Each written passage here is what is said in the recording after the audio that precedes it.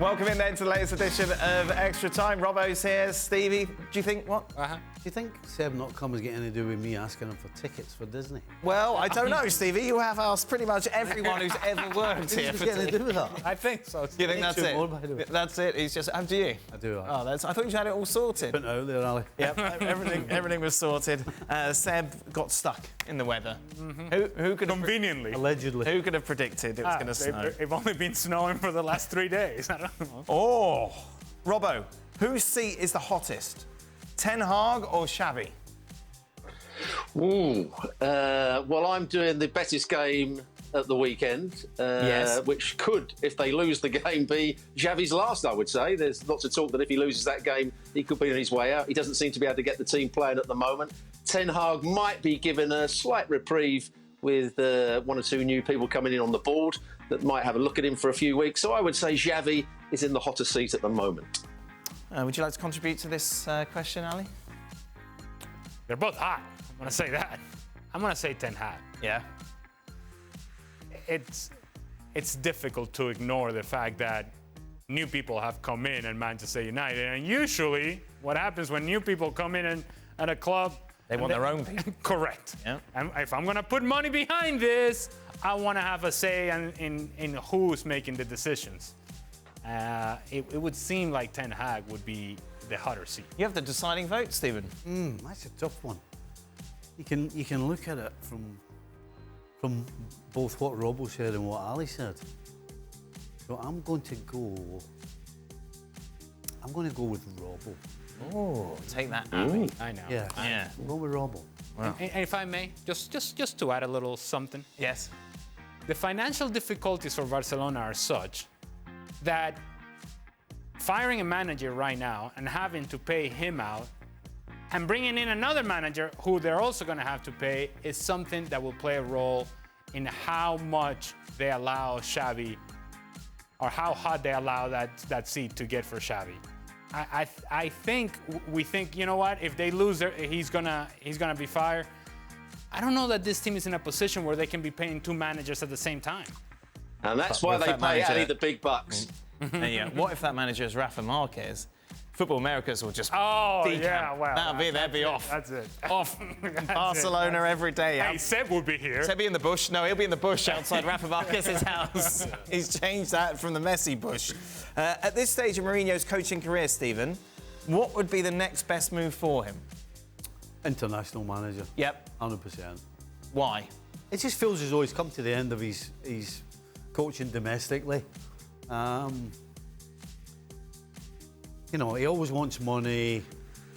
There always seems to be a bad taste when he even during, not just when he leaves. Yeah.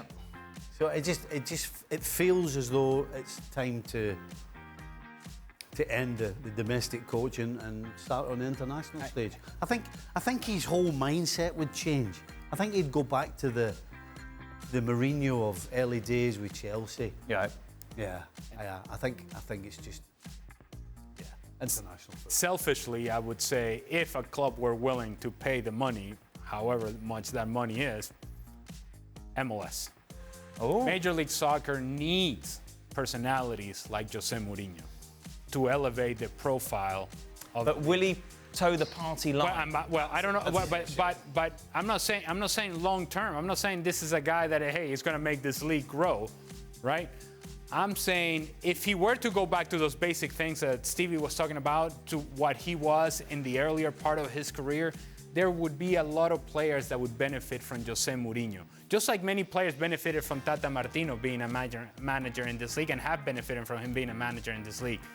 Do you think, Ali, he could get his head round having three players who are way above the rest of them? Well, do you think he could get his head round dealing with that? Again, I preface my comment by saying selfishly, I think MLS would want to have a personality like this in the league. Someone adds a little bit of spark. Yes, something that is interesting to talk about. Something that it is. Yeah. It is spark.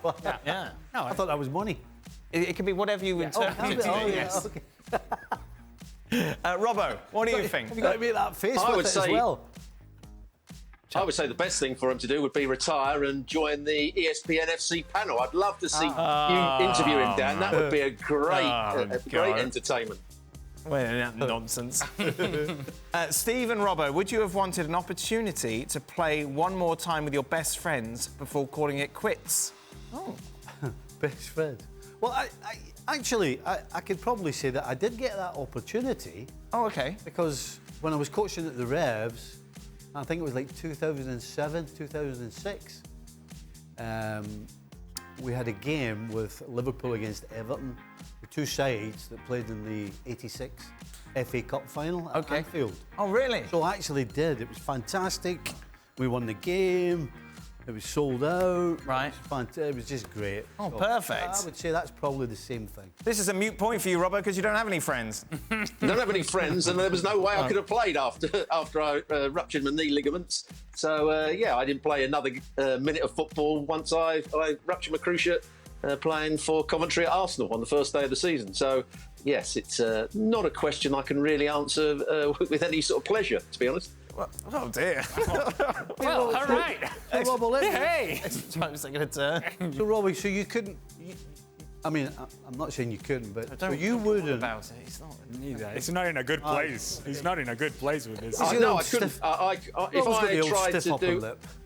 If I tried to run 10 yards, I'd be completely, my knee would blow up and I had no chance. Because I was going to ask you about tennis and stuff like that. So rowing. That's why he does couldn't do any of He that. does his rowing. That's why he does rowing. Yeah, That's why he rows. Excellent rower. Very good rower. Yes. Although Stevie did beat you. Well, not as good as Stevie. Yeah, you can't win everything. Yeah, hang on. We don't want to go down that road again and talk about Gab's kilograms compared with yours, Dan. Oh, no. Oh, you went down that road. You went down that road.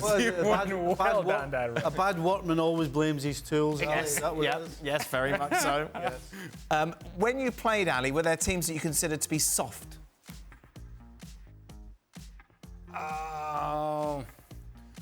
You mean my teams, or? So when you're facing an opponent, you're looking ahead to the game, you think, I know I can really get him. Oh, I can really get them because they... Well, I actually thought towards the end of my career, one of the issues that we had at Chivas USA is that we were soft. Right.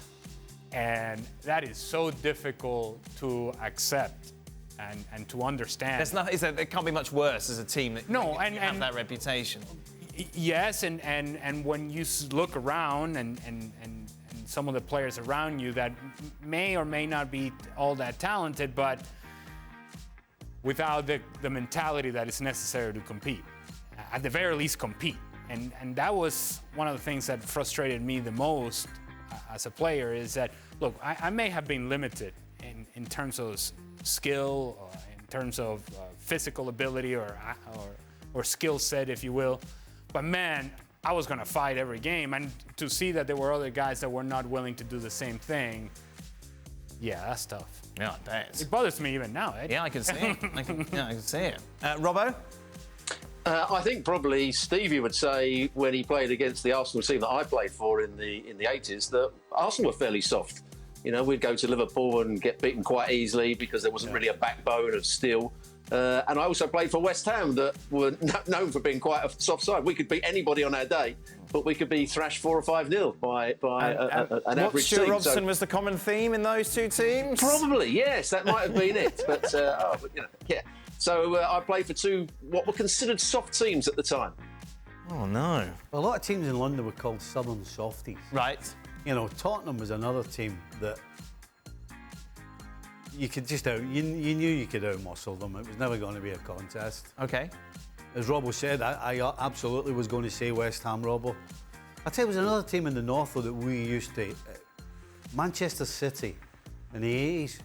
It was like, how many is it a day? Really? Aye, yeah. But generally it was Southern Softies. You speak to people who played against your Revs team. There was definitely no... Soft was not a word that they used. No.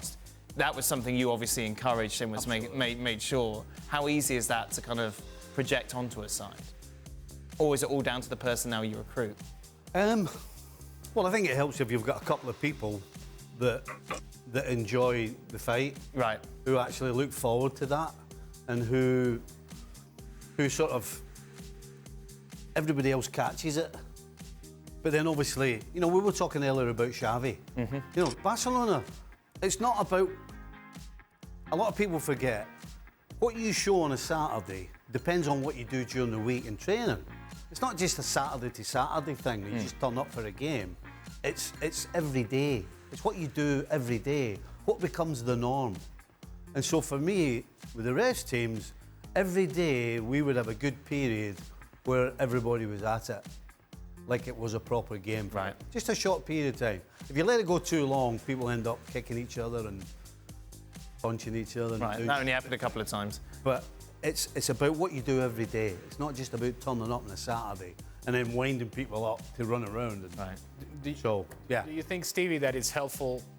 I found this helpful in some of the teams that I play with, is that you have one guy, maybe two, but one guy in particular that doesn't quite have it all going in his head, that there are a couple of cables that are not quite connecting, but brings that control insanity to training and to games, has a different sort of edge to that player, and can be the spark in training for things to get crazy and truly competitive. Right. That pushes the group to a different level. Sometimes it gets over the line, and you know, that's when you're talking about have to bring it back.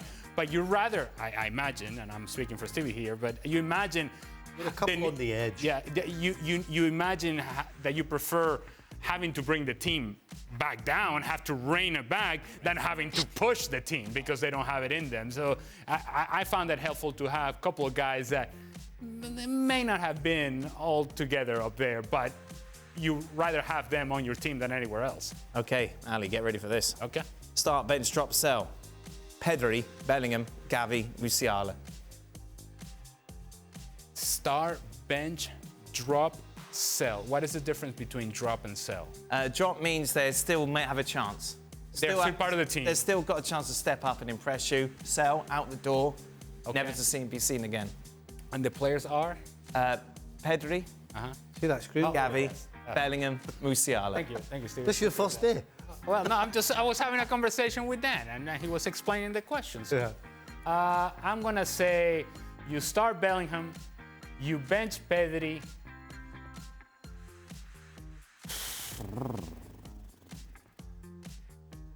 You drop Gavi, and you sell Musiala.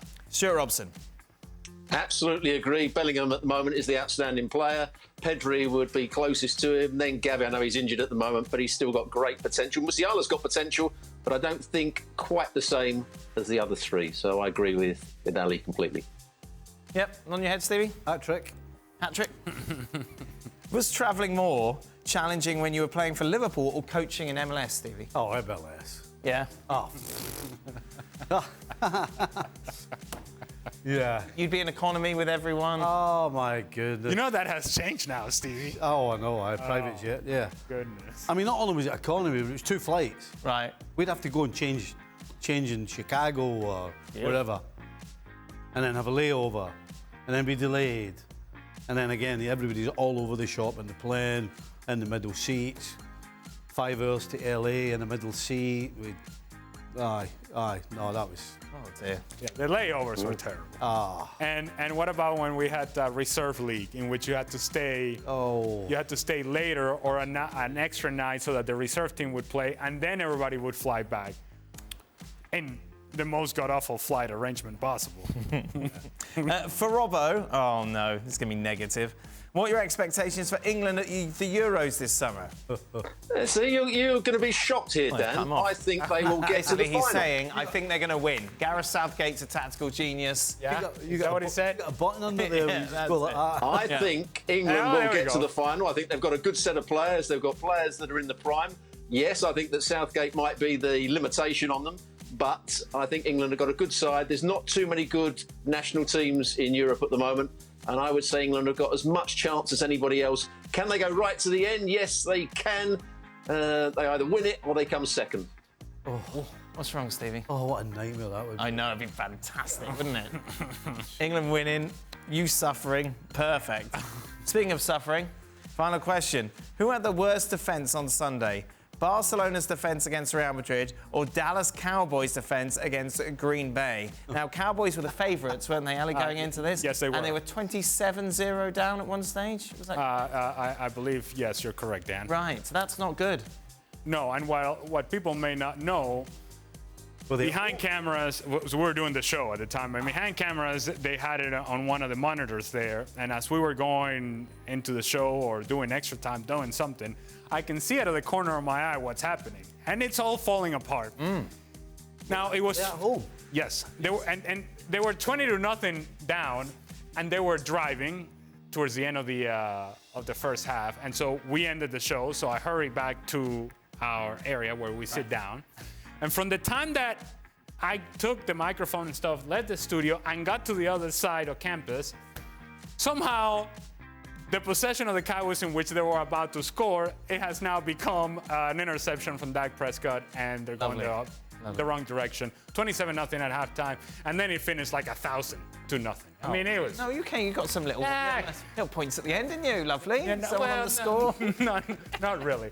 100% the Dallas Cowboys. Oh, dear. 100%. I've seen it from Barcelona the whole year. Yes. This lack of defending. Yeah. The Dallas Cowboys at home had been dominant. You know what the difference was? The playoffs. Oh. They get to the playoffs and... Playoffs? Yes, the Kidding playoffs. me? Hey, at least the Eagles lost. That's one solace. Gab's not happy. I suppose so, but it doesn't Gab's- really Gab's- fill me with a whole lot of joy. Gav stayed up to 4:30 in the morning. Yes. The Cowboys. 100% the Cowboys. That's it. Robbo, would you like to say anything before we leave? No, I love the Dallas Cowboys. I think they're a great side. Just didn't play well on the day.